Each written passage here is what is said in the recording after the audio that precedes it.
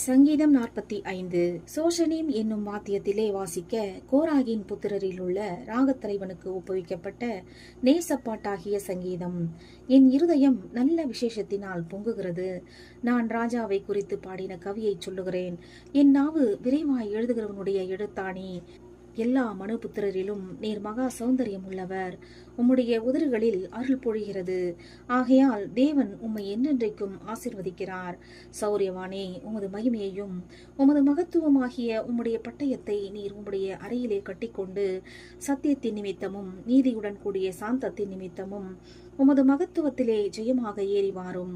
உமது வலது கரம் பயங்கரமானவைகளை உமக்கு வழங்க பண்ணும். உம்முடைய அம்புகள் கூர்மையானவைகள்.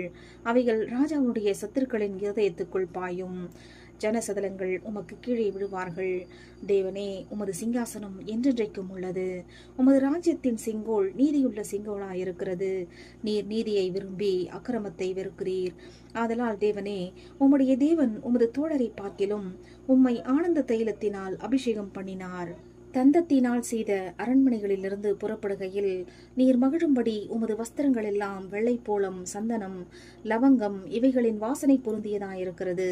உமது நாயகிகளுக்குள்ளே அரசரின் குமாரத்திகள் உண்டு. ராஜஸ்திரீ ஓப்பியரின் தங்கம் அணிந்தவளாய் உமது வலது பாரசத்தில் நிற்கிறாள். குமாரத்தியே கேள், நீ உன் செவியை சாய்த்து சிந்தித்துக்கொள். உன் ஜனத்தையும் உன் தகப்பன் வீட்டையும் மறந்துவிடு. அப்பொழுது ராஜா உன் அழகில் பிரியப்படுவார். அவர் உன் ஆண்டவர். ஆகையால் அவரை பணிந்து கொள். தீரு குமாரத்தி காணிக்கை கொண்டு வருவாள். ஜனங்களின் ஐஸ்வர்யவான்களும் உன் தயவை நாடி வணங்குவார்கள். ராஜகுமாரத்தி உள்ளாக பூரண மகிமை உள்ளவள். அவள் உடை பொற்சரிகையாயிருக்கிறது.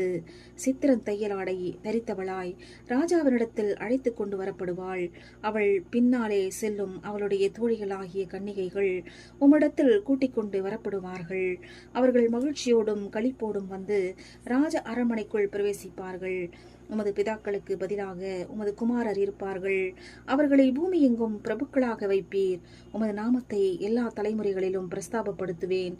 இது நிமித்தம் ஜனங்கள் உம்மை என்றென்றைக்கும் உள்ள சதா காலங்களிலும் துதிப்பார்கள். ஆமேன்.